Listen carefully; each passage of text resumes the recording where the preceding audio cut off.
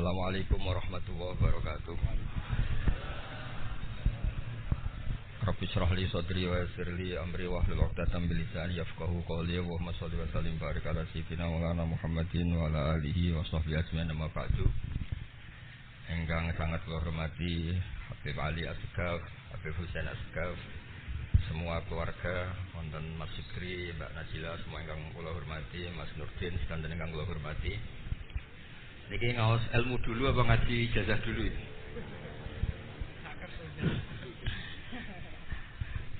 Ini malah aneh. Buat urusan ini. Buatan Satu dua. Pakai ini aja, tidak usah ini aja.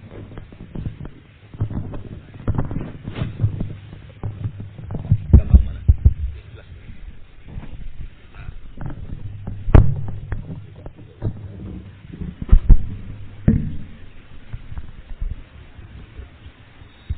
Ya, niki ngaji ilmu dulu, nanti bagian terakhir ijazah. Bismillahirrahmanirrahim. Ini riwayatul Bukhari. Haddatsana Abdullah bin Yusuf, haddatsana Laits, haddatsana Sa'id al-Maqburi an Nabi Hurairah radhiyallahu anhu qala an-nabiy sallallahu alaihi wasallam. Ma minal anbiya'i nabiyyun illa qad u'tiya minal ayat ma mithluhu amana alaihi al-bashar. Wa innama kana alladhi utituhu wahyan awhahu wa ilayya fa arju an akuna aktsarahum tabi'an yaumal qiyamah. Jadi kita tahu semua nabi itu punya mukjizat, ya, semua nabi itu punya apa? Mukjizat. Mukjizat itu hal yang luar biasa yang memastikan manusia itu tidak bisa menyainginya atau menandinginya. Dan rata-rata mukjizat nabi dulu itu fisik. Misalnya ontanya Nabi Soleh itu kan onta tapi keluar dari batu, itu kan aneh. Aneh sekali. Atau tongkat Nabi Musa bisa simsalabim mengeringkan laut apa? Merah. Semua Nabi itu punya mukjizat dan semuanya berbentuk fisik. Kecuali mukjizatul Rasulullah Sallallahu Alaihi Wasallam itu berupa Al-Quran. Al-Quran itu konsep ilmiah. Terus kata Rasulullah Sallallahu Alaihi Wasallam, tapi saya karena Quran itu justru berharap pengikutku besar dan sampai hari kiamat. Sekarang kita logika ya. Andaikan kamu punya tongkatnya Nabi Musa, kalau kamu suka uang, kepikirannya dijual apa dipakai? Kalau kamu suka uang, kalau kamu ahli suudzon itu pikirannya ndak, ini asli ndak. Karena yang melihat di Turki itu ya sebagian gitu. Kalau yang suka perdukunan itu bayangkan itu miliknya. Mungkin dipakai ngakali orang atau apa, pokoknya bayangkan itu miliknya. Kalau yang kolektor pikirannya itu nanti ini laku berapa. Tapi kalau peneliti mungkin pikirannya itu ini asli apa enggak? Bukti aslinya apa? Repot lah. Lagi pula kalau kamu punya utang terus mau apa? Istri kamu marah mau apa? Kalau pakai tongkat. Nah, beda dengan mukjizatnya Quran itu semuanya apa? Ilmiah. Orang yang sedang harmonis dengan istri bisa pakai ayat di antara ayat-ayat Allah itu apa? Wa ja'ala bainakum mawaddatan wa rahmah. Nanti kalau ditakdir cerai, saya tidak menyarankan cerai. Kalau ditakdir cerai, itu masih dimotivasi sama Allah wa iyyatafarraqa yughnillahu kullam min sa'ati. Jika suami istri itu cerai, jangan-jangan suaminya dapat istri lebih baik, istrinya nanti dapat suami lebih baik. Jadi yang masa lalunya ada keprahara. Kan banyak orang suaminya meninggal ketika nikah lagi ditanya, kangen sama suami pertama, alhamdulillah ini lebih baik. Padahal suaminya yang meninggal itu berharap istrinya ini kangen, ternyata dia sudah syukur dapat suami yang lebih baik. Jadi Quran itu menunggui kita ila yaumil qiyamah. Kita tidak bunuh diri, itu ya barokahnya Quran. Karena problem apapun kita dinasihati apa sabar, apa dinasihati sabar. Kan nggak mungkin kamu pegang tongkatnya Nabi Musa, punya masalah apa saja ngelihat tongkat, bisa apa tongkat. Tapi kalau Quran kan nasihat, solusi. Makanya Nabi berharap dengan Quran ini, saya berharap pengaruh saya, pengikut saya terbanyak ila yaumil qiyamah. Terus beliau dikomentari begini sama ini Fathul Bari, sarahnya Bukhari. Al-muradu anna mu'jizatil anbiya in qaradat binkira di a'sorihim. Falam yusyahidha illa man hadaraha. Problem mukjizat nabi-nabi dulu itu kan fisik. Sehingga yang tahu kalau Nabi Soleh punya unta yang ajaib, itu yang tahu ya hanya yang hadir saat itu. Yang tahu kalau tongkat Nabi Musa bertuah, itu juga yang tahu hanya yang hadir saat itu. Selebihnya tahu tongkat ya di museum. Tapi kalau Quran menjadi solusi, menjadi panduan, menjadi pegangan itu ila yaumil qiyamah. Kita beri contoh ya Quran panduan yang paling gampang misalnya begini. Dulu ini cerita ya. Dulu itu ada orang kafir cerdas namanya Jubair bin Mut'im. Itu saking pinternya dia, pinter juga tokoh. Itu sebagai delegasi pembebasan Asra Badrin. Jadi tawanan-tawanan perang Badar itu mulai dulu ya ada negosiasi mau dibebaskan. Terus orang-orang kafir ini menugaskan namanya Jubair bin siapa? Mut'im. Ini ada di Bukhari. Karena ini ngaji di Jakarta. Kalau orang nggak tahu hadis juga tanya ini sahih enggak? Wong nggak tahu kok tanya itu aneh-aneh. Padahal kalau dibodoni itu ya nggak tahu. Tapi ya tetap tanya, hadisnya ini sahih enggak? Ini kata kiai apa kata nabi ini? Memangnya kata nabi kamu dengar kan ya lewat kiai. Setelah itu Jubair itu datang ke Madinah. Dengerin, datang ke mana? Madinah. Kemudian dengar Nabi baca Wattur pas sholat maghrib. Jubair karena Nabi dulu gak ada hotel, gak ada pondok ya. Pondoknya Nabi hanya sufah itu. Nabi baca maghrib, bukan diskusi, bukan debat, baca Wattur wa kitabim mastur fi raqqim mansur wal baitil ma'mur was saqfil marfu wal bakhril masjur terus itu. Kemudian sampai pada titik ayat am khuliqu min ghairi syai'in. Masa manusia atau alam raya yang maujudat, yang nyata, yang wujud nyata. Kemudian asal-usulnya itu ketiadaan. Ini kan hadhil alam maujud. Alam ini kan nyata. Masa sesuatu yang nyata, penciptanya itu tidak nyata. Jadi nggak mungkin ada faham nihilisme. Kalau faham nihilisme berarti melahirkan teori begini. Al-adamu yakhluqu maujudan. Sesuatu yang tidak ada, menciptakan yang itu kan akal nggak bisa nerima. Kalau sesuatu ini ada, penciptanya pasti ada. Terus akhirnya Jubair bin Mut'im itu simpuh di depan Rasulullah terus bilang, "Ya Muhammad, kada qalbi ayatir." Hampir saja hati saya terbang. Kalau riwayatnya Imam Ahmad, faka'an nama sudi qalbi, hati saya dihancur. Semua teori yang saya bawa untuk melawan kamu sekarang luluh semua, hancur semua. Yang benar adalah teori Anda bahwa Tuhan itu satu dan Tuhan itu ada sebelum semua makhluk. Coba kalau Nabi Muhammad ada Jubair bin Mut'im terus menyembunyikan tongkat dekat mihrab. Terus dilihat ini apa. Paling pikirannya ini dari kayu apa. Terus yang bentuk tongkat itu tukang pemahatnya siapa. Kok kurang keren kalau dipelitur gimana ya. Kan malah panjang. Kira-kira kalau mukjizat itu dari tongkat itu malah panjang. Panjang lah pokoknya. Panjang. Lagi pula kamu coba kan nggak ngarah mandi, itu yang mandi kan nabinya, bukan tongkatnya. Coba tongkatnya Nabi Musa coba anak-anak beki itu. Dipakai mukul kucing aja tidak mesti mati itu. Jadi nggak jelas mukjizat-mukjizat seperti itu enggak. Tapi kalau Quran menunggui. Sampai saking hebatnya Quran, teori rasionalitas, kampanye di mana-mana. Tingkat validitas, tingkat kebenaran Quran itu bahkan bisa diuji tanpa membuktikan. Tanpa apa? Membuktikan. Cukup pakai akal. Saya tidak bosan-bosan cerita ini karena ini khazanah kita. Di kitab Nailul Ma'mul itu, di kitab Usul Fiqih, saya berkali-kali cerita ini karena ini untuk menunjukkan bahwa Quran itu liqaumi ya'qilun, liqaumi yatafakkarun. Ada seorang kiai, seorang ustadz, kiai dulu itu emang orang soleh, alim terus jadi kiai. Kalau kiai sekarang tuh macam-macam, nganggur terus ingin jadi kiai. Terus daftar gitu. Ada lowongan di yayasan, masuk ingin jadi ustadz. Karena dengar ada gajinya. Dulu sudah ada seperti itu udah. Makanya dulu tuh kalau ustadz kiai pasti soleh karena dia alim terus ingin orang lain tuh mendapat ilmunya. Kalau sekarang nggak ada yayasan sehat, guru gajinya sekian. Yang nggak ingin jadi ustadz tuh daftar. Karena ada gaji, apalagi ada kabar, ada gaji, ada mes, ada wah yang daftar banyak. Tapi mentalnya ada kiai sebetulnya. Ya kalau sampean tanya itu baik dah Gus, ya setengah baik. Ya maksudnya setengah baik ya ada baiknya lah, namanya profesi ngajar itu kan baik. Tapi setengah saja karena motifnya itu nyari gaji, bukan ingin mencerdaskan umatnya Rasulullah sallallahu alaihi wasallam. Itu Imam Amudi itu guru matematika. Saya enggak bosan-bosan cerita ini, guru matematika. Muridnya sampai takut, ini masuk surga ndak? Kiai kok ndak ngajarin istighosa atau tahlil malah ngajarin apa? Matematika. Beliau meninggal terus muridnya tanya, "Ma fa'alallahu bik?" Kira-kira gitu.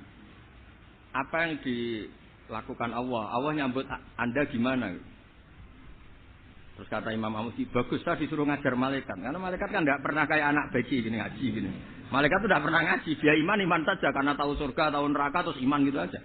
Jadi imannya malaikat itu enggak keren kita. Imannya loh. Loh itu yang ngendikan Nabi loh, tidak saya.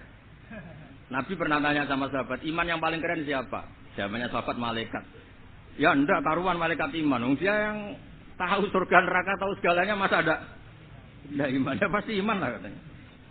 Terus ya para sahabat engkau iman ya wajar kan menangi saya, nemuin saya. Yang hebat itu orang-orang yang tidak melihat saya, tidak saya didik tapi tetap iman.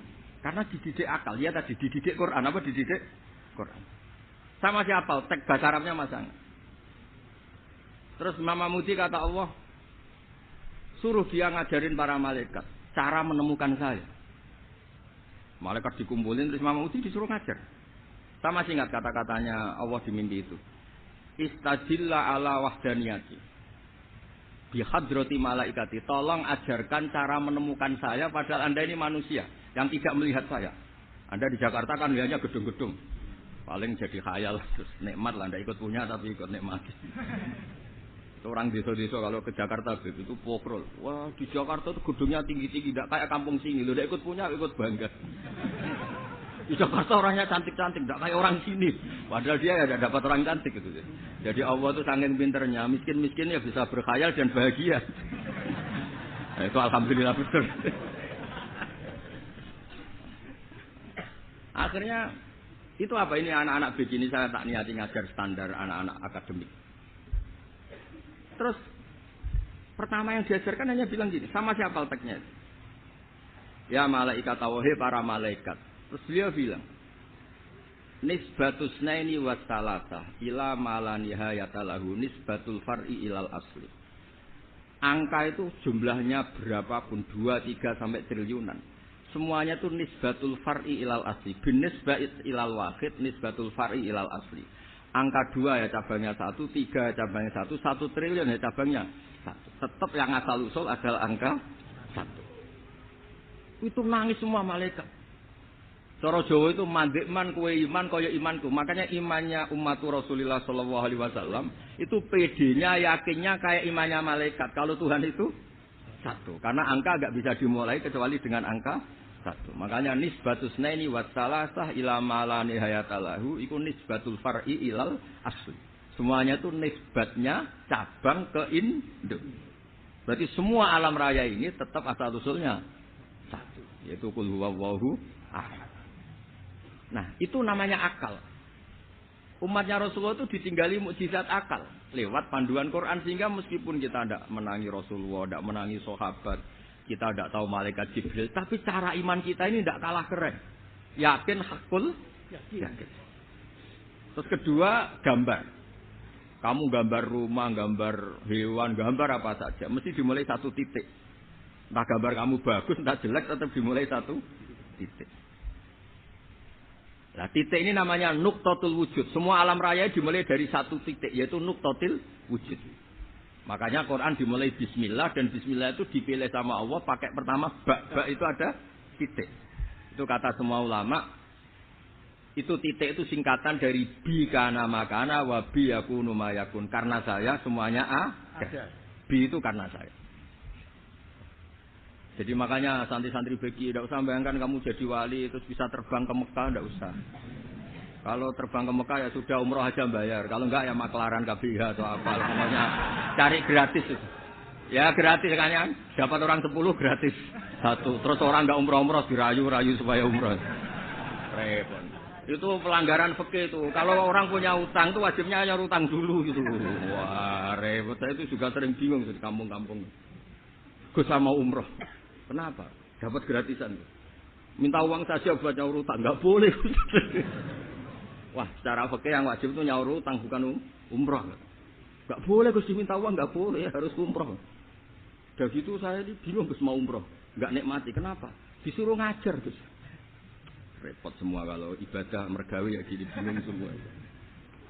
Ya saya mohon anak-anak BK semua yang seneng Quran itu harus seneng sampai kayak saya sehingga tahu istidlal mencari Tuhan dengan cara tauhid yang berbasis akal.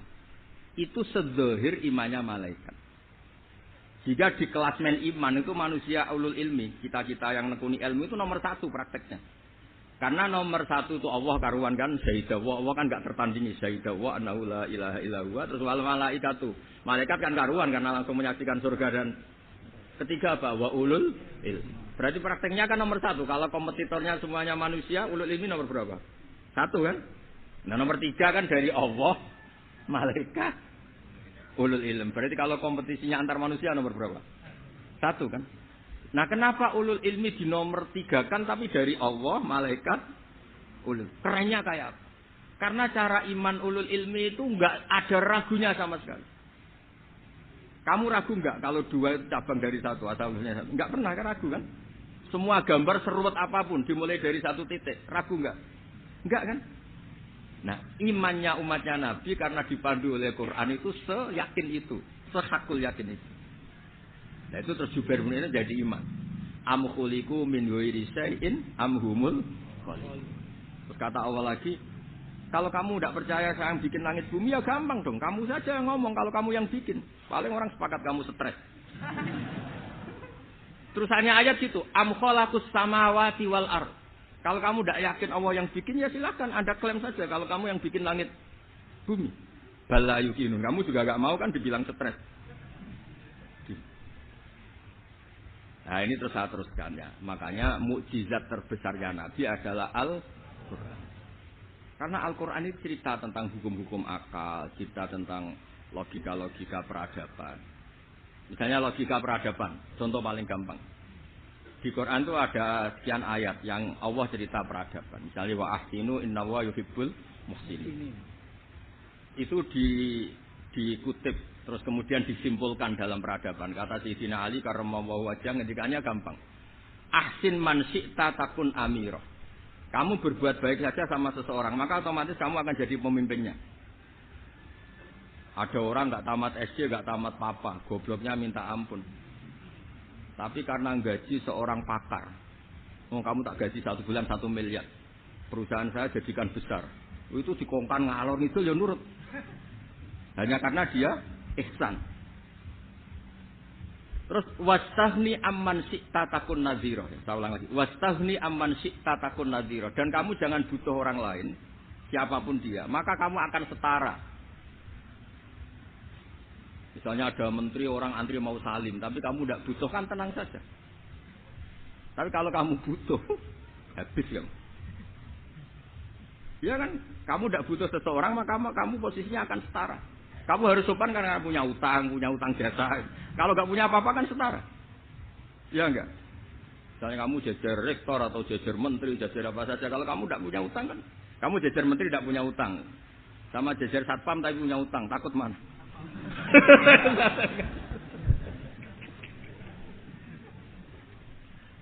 Kalau butuh itu mesti kalah kan? Ada pejabat misalnya nggak begitu cantik sama perempuan cantik yang kamu butuh ingin dicintai, takut mak. Padahal nggak jelas orang ini pangkatnya apa. Jadi dalam hukum sosial itu kata Sayyidina Ali wastahni aman syi'ta takun nadhira. Kamu jangan butuh seseorang maka kamu akan setara. Terus yang terakhir wahtas ilaman syi'ta takun asira. Asira pakai sin. Dan silahkan butuh seseorang maka kamu akan jadi budak dia. Ya coba misalnya Anda seorang profesor, seorang alim, seorang jetop. Misalnya mencintai janda di ujung kampung sana, jalan kaki 2 kilo. Padahal itu gak tamat SD, tapi gara-gara seneng. Kacau kan? Logika kepangkatan hilang semua kan? Jadi itu hukum peradaban. Itu mewakili isi-isi sosial yang diterangkan Quran. Ya, dari paketnya 3 tadi ya. Ahsin man syi'ta takun amirah. Kamu berbuat baik sama seseorang, maka kamu bisa memimpin. Wastahni amman syi'ta takun nadhira. Kamu jangan butuh seseorang, maka kamu akan setara.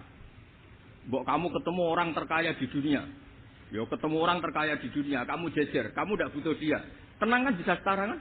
Tapi kalau butuh, harus sopan, ngajukan proposal, harus berakhlak karimah. Makanya sekarang Anda kok berakhlak kenapa? Ternyata mau nyalek. Biasanya Anda berakhlak kok berakhlak. Ada apa ini? Makanya guyonan di Rembang itu Beb Husain ini.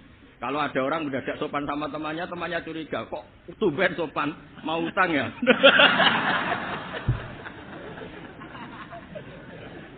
Zaman akhir itu kacau.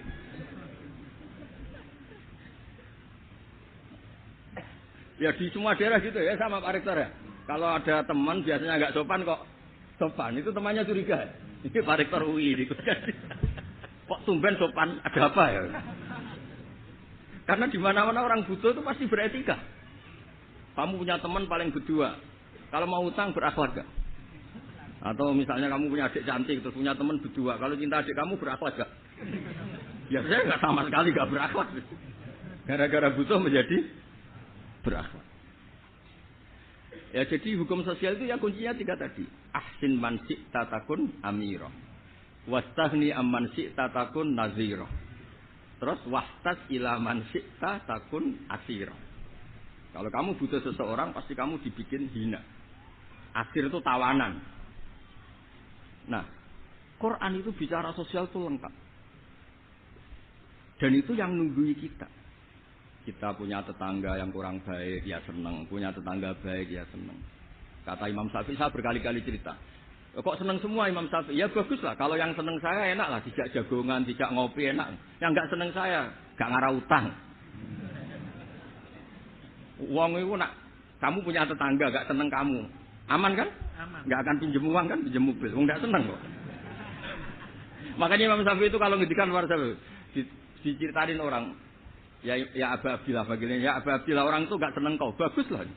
Loh kenapa bagus? Waman asa'a ilaika faqad atlaqaka. Orang yang enggak senang kamu maka membebaskan kamu. Enggak akan pinjam uang, pinjam mobil, enggak akan ganggu waktu kamu kan enggak senang. Justru yang senang-senang ini masalah pinjam terus. Imam Syafi'i itu orang yang anggap dunia itu selesai. Ada yang cerita, ya Aba Abdillah, orang yang tadi cium tangan engkau, yang hormat engkau, di luar maki-maki engkau, ngerasain engkau, ngata-ngatain engkau. Ya bagus lah. Kok bagus sih mas? Berarti saya wibawa, di depan saya tidak berani. Berarti saya wibawa, di depan saya tidak berani. Berarti itu makomnya sudah kulillah, sumadarhum fi khawdihim, yal'abun. Sudah dunia itu selesai, sudah agak penting semua. Nah itu kalau kamu anak-anak beki ahli Quran sudah ayatnya kulillah, sumadarhum fi khawdihim, yal'abun. Sudah lihat Allah saja agak penting, makhluk-makhluk itu. Dah makhluk semua agak penting, penting Allah. Nah kita ini ditunggoni mukjizat seperti itu. Bayangkan misalnya kita ditunggoni tongkatnya Nabi Musa. Saya ngajar di sini terus ini tongkat. Terus nanti yang tanya, Gus itu kayu apa Gus? Nanti yang kolektor tanya itu harganya berapa Gus? Ruwet apa? Terus yang ahli suudon itu asli gak Gus? Wah. Yang ahli suudon kan mesti tanyanya gitu, itu asli enggak Gus? Repot-repot pokoknya. Tapi kalau Quran kan jelas. Kenapa? Ya terus saya teruskan. Fala yamurru terus al-murad anna mu'jizatil anbiya in qaradat bin qidari asam. Wa mu'jizatul Quran mustamirratun ila yaumil qiyamah. Wa kharquhu lil adat fi uslubihi wa balaghatihi wa ikhbarihi bil mawhibah. Terus kata ini yang ngarang Fathul Bari sarahnya Imam Bukhari. Fala yamurru asrun minal a'sar illa wa yadharu fihi shay'un mimma akhbaru bi annahu sayakun yadullu ala sihhati da'wahu. Wa hadza aqwal muhtamilat. Wa takmiluhu fil ladzi ba'da. Wa qilani anal al-ma'na anal mu'jizat al-madiyah kanat khissiyatan tusyahadu bil absar kana qati salih wa asa Musa.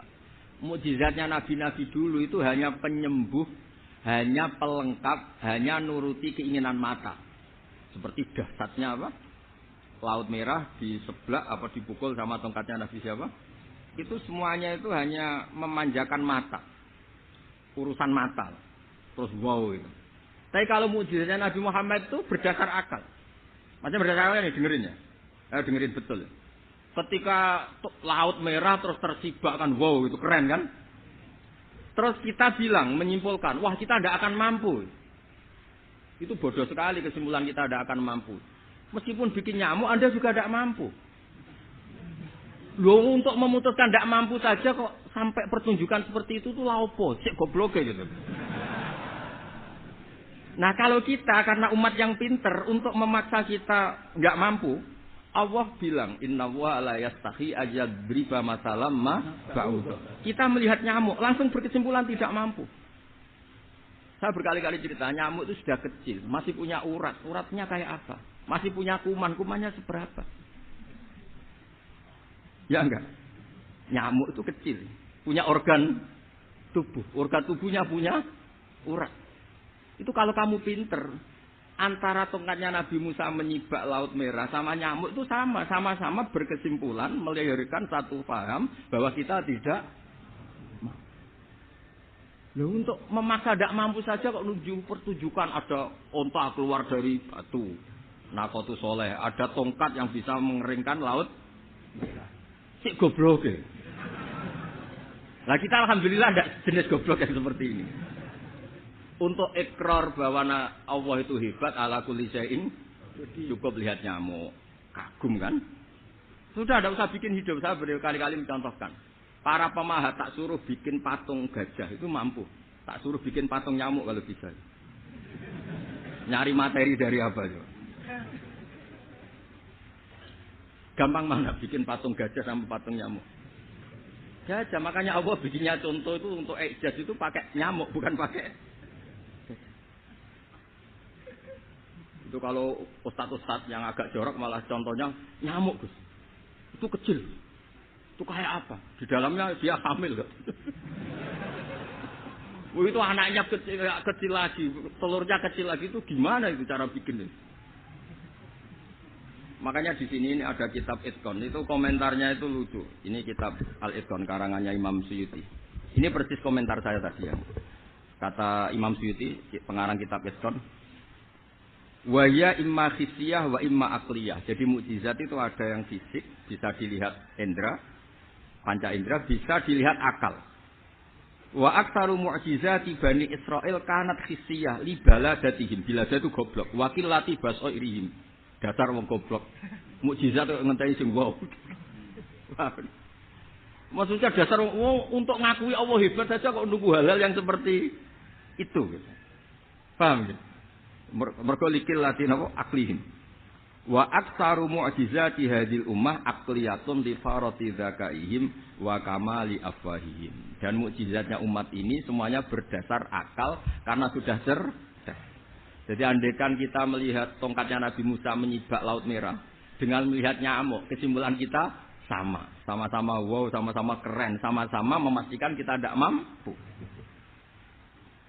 Makanya terus Quran menerangkannya wa ma min dabatin fil ardi wala ta'iri yatiru bi janahihi illa umamun amsalukum. Jadi keseharian kita lihat burung kok terbang. Itu sudah ayatun min ayatillah. Paham ya, terus niki iso bangga ditunggoni napa Quran, nggih, ditunggoni napa Quran. Wa mu'jizatul Quran tusahadu bil basirah, fayakunu mayatabi'u li ajlihi aksar. Terus li annal ladzi yushahadu bi aini ra'si yang qaridu bin qiradi musyahidi. Sesuatu yang tampilan dahsyatnya itu disaksikan mata, maka itu bisa habis. Era tongkat Nabi Musa seperti itu habis enggak? Bisa mengeringkan Laut Merah, habis kan? Tapi era mukjizatnya Quran ila yaumil qiyamah. Ya contoh sosial, saya kembali lagi ke sosial. Kamu punya teman awet atau punya istri awet, itu konsepnya ya wal kaziminal ghaidz, agak gampang tersinggung.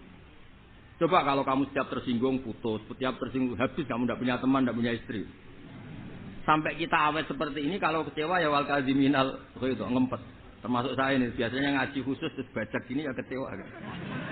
Tapi barokahnya diwarai Quran wal kadhiminal ghaidha, ngempet Gus, ngempet. Terus kecewa sama teman. Kenapa tidak putus? Karena wal afina anin nas. Sudah kalau kecewa maafkan. Coba kalau kita kecewa presiden demo, kecewa menteri demo, kecewa orang tua minggat. Ya kalau dicari, kalau tidak kan malu.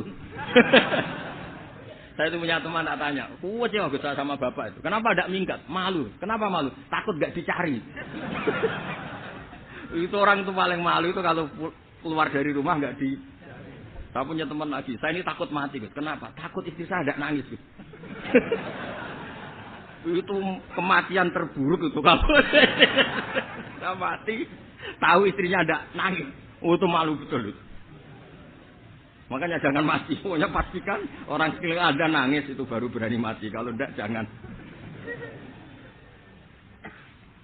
Ya jadi mukjizatnya Nabi itu luar biasa.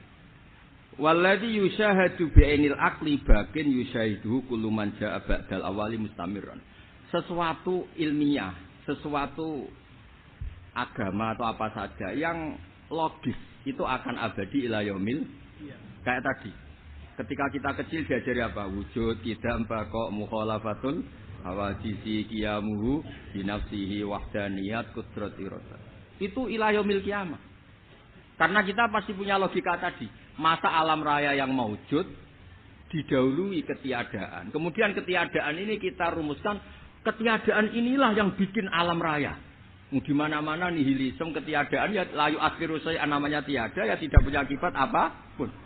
Yang punya akibat apapun ya sesuatu yang wujud.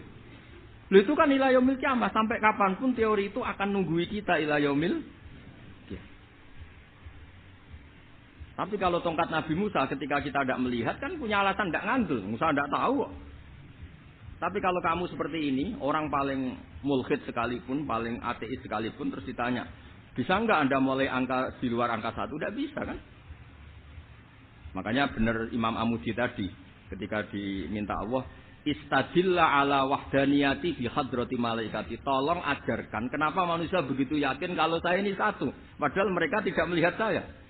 Terus beliau ngendikan apa? Nisbatus naini wasalasa ilal wahid nisbatul far'i ilal asli. Angka 2, 3 sampai enggak terbatas, semuanya dibanding angka 1 itu nisbatul far'i ilal asli. Semuanya itu cabang dari angka 1. Itu mbok siapapun enggak usah ditunggoni nabi, enggak usah ditunggoni wali.